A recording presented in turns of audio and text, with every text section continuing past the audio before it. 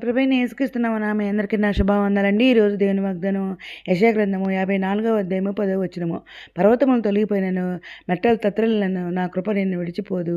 సమాధానం విషయమైన నా నిబంధన తొలగిపోదు అని నీ యందు జాలిపడి యెహోవా సెలవిచ్చున్నాడు అని వాగ్దానం చేయండి. పరిశుద్ధాత్ముడు అర్ధరాత్రి లేసి ప్రార్థన చేసి స్తుతులు చెల్లించి మరలా ప్రార్థన చేసి దేవుడు అన్నప్పుడు దేవుడి వాగ్దానం ఇచ్చారు. వెంటనే స్టేటస్ పెట్టిన చూడండి అక్కడ.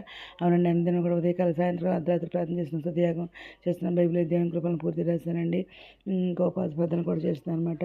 ఇక్కడ మరి దీనికి దేవుడు ఏమన్నాడు, పర్వతాలను తొలిపోయిన మెట్టలు తొలిన నా కృప నేను విడిచిపోదని అంటున్నారు కదండి.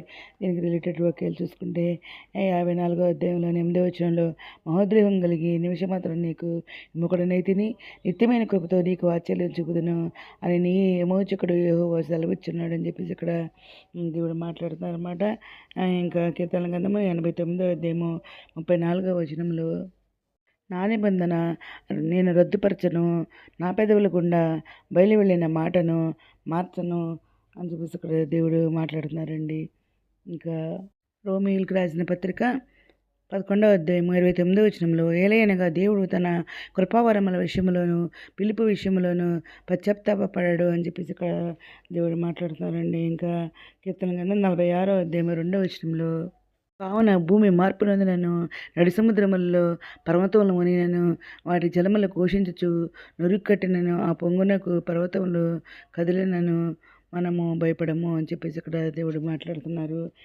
ఇంకా దేవుడు ఇంకేం మాట్లాడుతున్నారంటే మత్తయి సువార్త 24వ అధ్యాయం 35వ వచనంలో ఆకాశమును భూమియును గతించును కానీ నా మాటలు ఏమాత్రమును గతింపవు అని చెప్పేసి ఇక్కడ దేవుడు మాట్లాడుతున్నారు. ఇంకా యెషయా గ్రంథము 55వ అధ్యాయము 3వ వచనంలో చెవియెక్కి నా యొద్దకు రండి, మీరు వినిన ఎడల మీరు బతుకుదురు, నేను మీతో నిత్య నిబంధన చేసేదను, దావీదుకు చూపిన శాశ్వత కృపను మీకు చూపుదును అని చెప్పేసి దేవుడు ఇక్కడ మాట్లాడుతున్నారు. ఇంకా హెబ్రీ పత్రిక 2వ అధ్యాయము 27వ వచనంలో ఇంకొకసారి ఆయన మాట చెల్లింపు చేయబడవని నిలకడగా ఉండు నిమిత్తము అవి సృష్టింపబడిన అన్నట్లు చెల్లింప చేయబడినవి ఒత్తిగా తీసివేయబడినని అర్థమిస్తున్నది అని చెప్పేసి ఇక్కడ దేవుడు మాట్లాడుతున్నారు. ఇవన్నీ కూడా రిలేటెడ్ వాక్యాలండి. ఇవన్నీ కూడా దేవుడు మనకి ఇచ్చిన వాగ్దానాలు. ఇంకా దేవుడు ఆయన పిల్లలు మన పిల్లలు దేవుని ఉపదేశం అంటున్నారు. మన పిల్లలకు అధిక విశ్రాంతి కలుగుద్ది అన్నారు.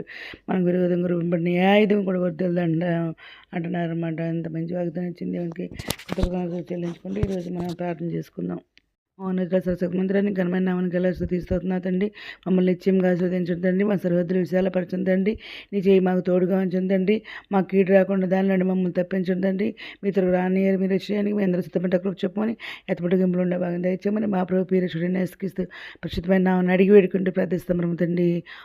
మీ అందరి ప్రార్థనలు మా కుటుంబం నుంచి కూడా పే చేయమని మనం చేసుకుంటున్నానండి. ప్రభు సేవలో మీ సహోదరి. God bless you.